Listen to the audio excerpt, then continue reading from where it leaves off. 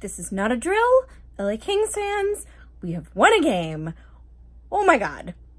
Against a divisional opponent who, granted, kind of sucks also, but still they have Connor McDavid, and we managed to contain Connor McDavid.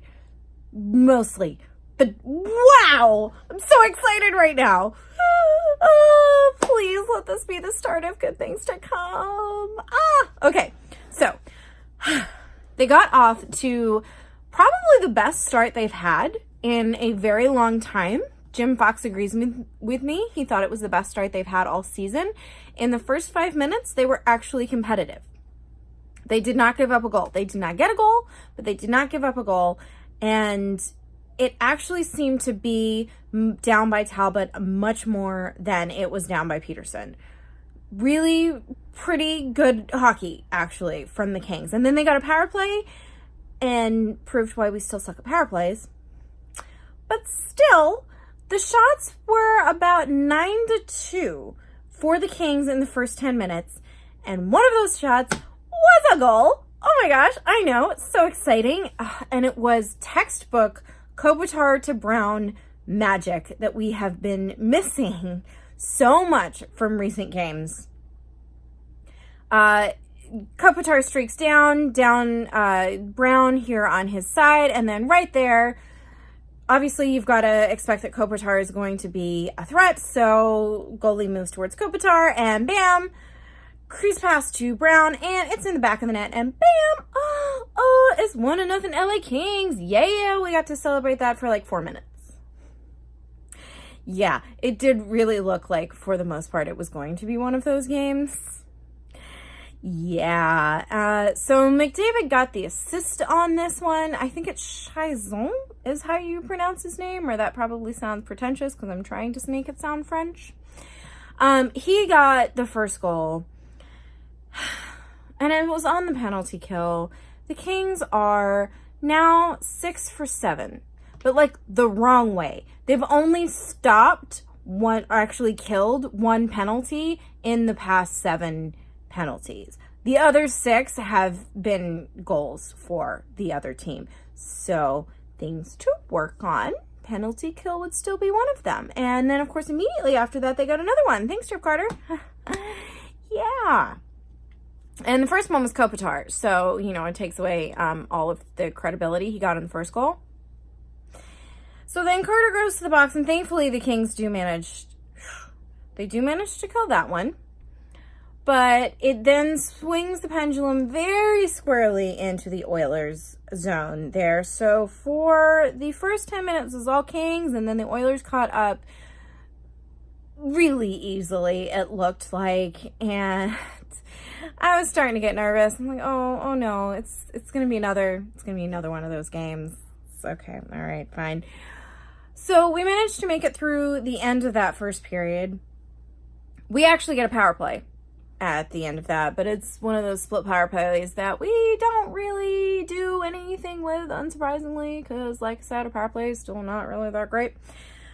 So power play, that's how we start the second. Yet it doesn't feel like it because Peterson is getting just peppered with shots, just absolute barrage of shots. And as I'm sitting there saying, wow, I don't know how, and like, how has this not been a goal for the Oilers? They scored 2:16 into period, and it was Chaison's second goal, so he was on deck for a hat trick, and I was sitting there wondering, great, so what's the under over on when he's going to get that? Like a minute and a half later, the Kings get a penalty, or I'm sorry, a power play, and we score on that. We actually like did good on a power play. Oh my gosh, what is this world? I'm confused. To give some context to why I am harping so badly on it, the Kings power play is dead last in the league. It is terrible. Absolutely awful. Literally 31st in the league on power plays. Their penalty kill is 3rd worst in the league. They're at like 73% going into the game. The other 2 teams are Ottawa. I actually don't remember who the other one was, but they are running below 70%. So they're just 3 or 4 percentages behind us. But that's why I complain about it so much and why I get so excited when we do something good on it. So this was Dustin Brown's second. So now we have two players, one on either team, who are on deck for a hat trick. I feel like the Dustin Brown one was way more exciting, obviously. And it's the exact same play that got us the first Dustin Brown goal. It's Anze Kopitar, sets him up, and he manages to bam it in right there, front of the net. The thing that they do really well, and that chemistry that hasn't really been clicking, was totally on point tonight. Oh, and I wanted to see the hat trick so bad. And you could tell that Dustin Brown did too. Because for the rest of the game, he and Kopi were trying for that third goal. Kopitar barely tried to shoot anything, except for one that I'll get to, because he was always trying to get it to Brown. And other players, you could tell that they were trying to get it to Brown as well. Sometimes a little bit to the detriment of themselves shooting. And I understand that we want to get Brown the goal, but I also understand that we are 2-2 and there's a lot of hockey left and we would really like to win this game. So anyway, it's 4 minutes into the second period and we are doing pretty good. We're tied. Things are looking okay. It's all good. Whew.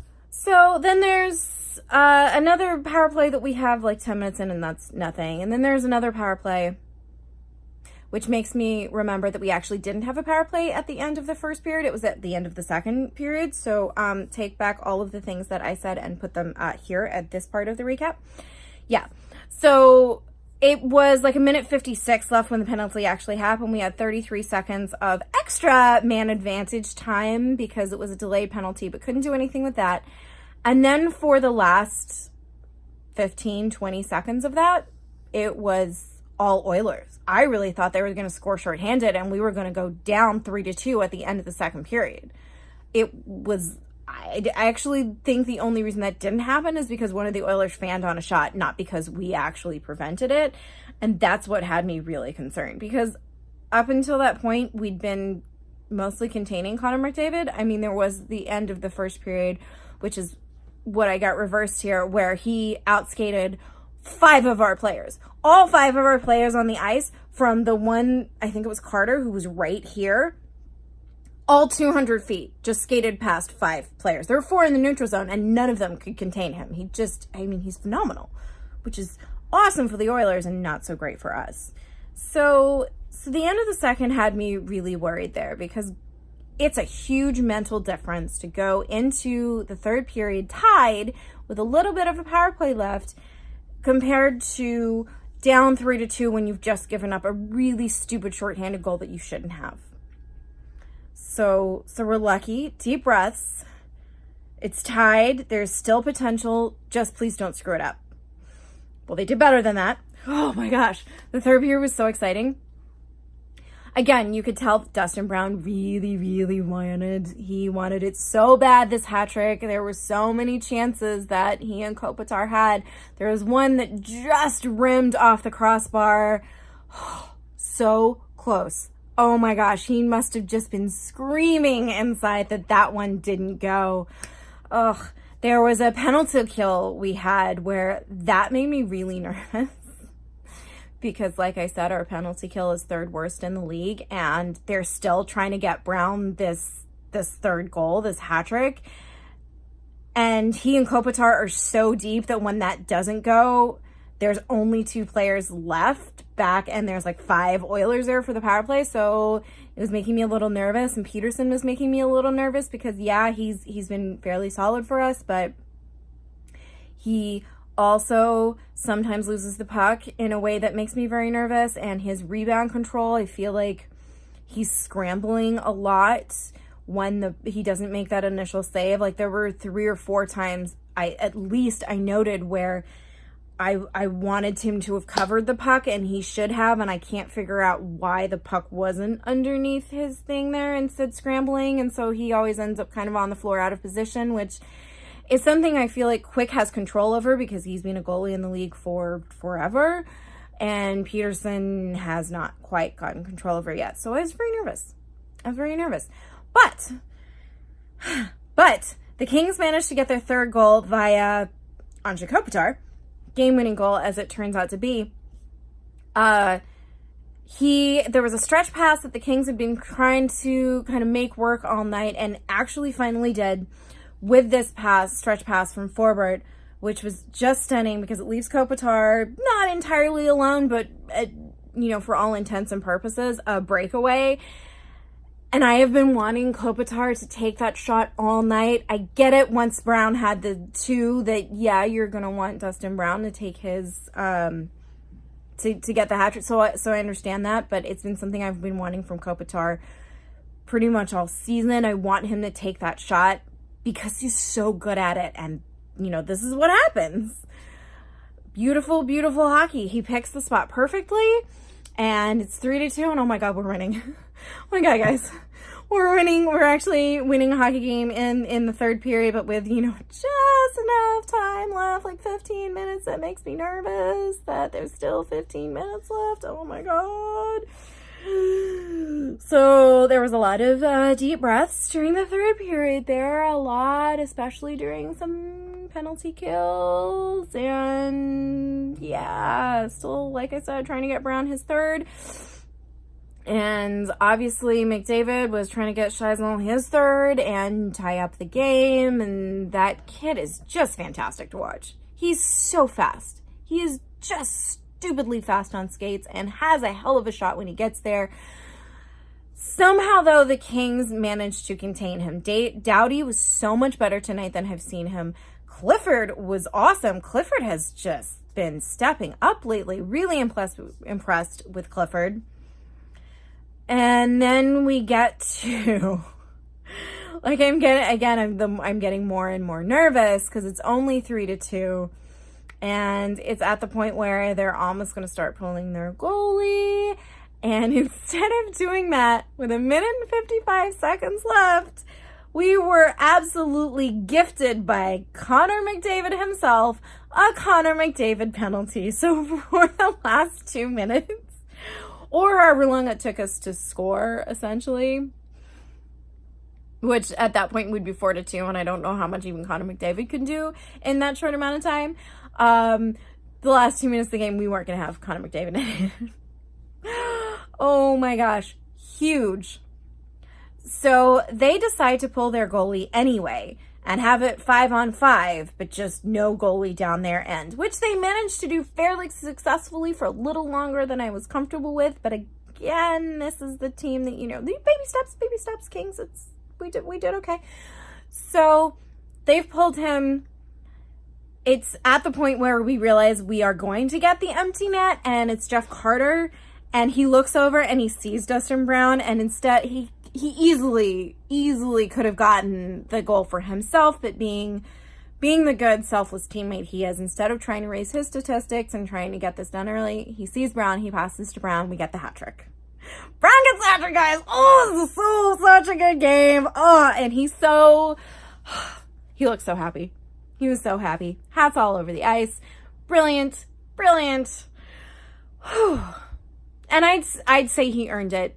I usually don't think empty net goals are the greatest way to end a hat trick, but all of the things that Brown had been doing tonight, he absolutely earned that hat trick. So congratulations. It is now 4-2, which makes it look far more convincing than it actually was, especially when Luff gets another empty net goal and it's 5-2.